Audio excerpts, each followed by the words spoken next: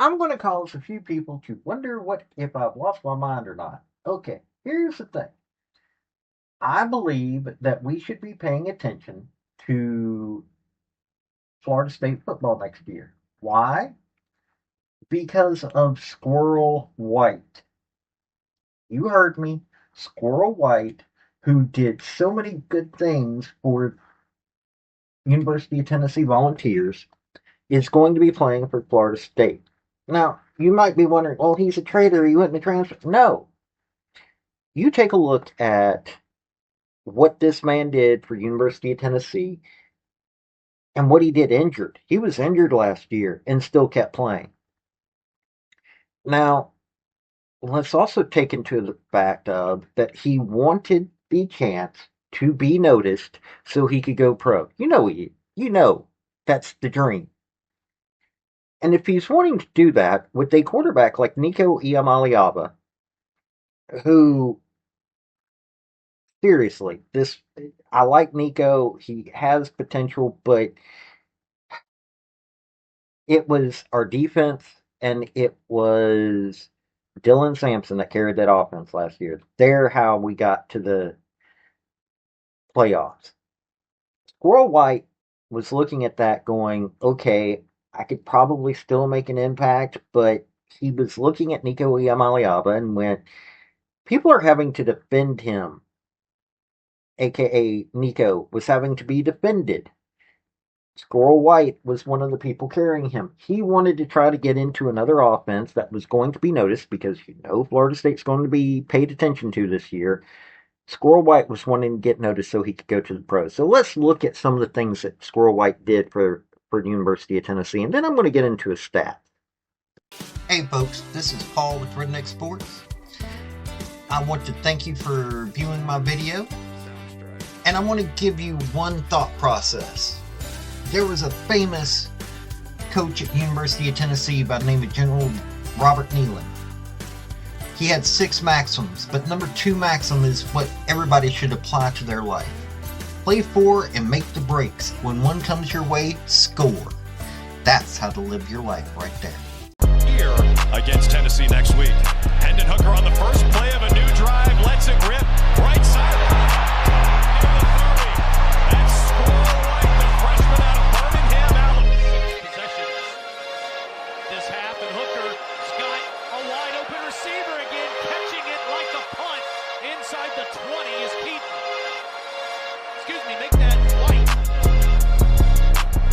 This ball hung up there for a long time. Numbers was so long. College this year. Wide open is Squirrel. Touchdown, Tennessee. Joe Milton got that arm warmed up earlier on the deep ball. Put it in. Teams. Gain of 22. Sampson's got 97 yards on the ground. Look at Milton. Let it fly. He's high. But he'll be shy of the point.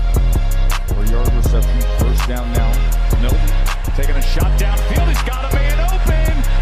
And it's into the arms of Squirrel White. Down at the 2-yard. 2nd and 5. Milton pumps now to the end zone. And it's a touchdown. Rocket for those home run shots. Schemes downfield. Put to the wrist. And rolling down to the 10-yard line is Squirrel. Had some issues. 2nd and 9. Pitch to the edge. Catch made. Slipping the tackle is Squirrel White.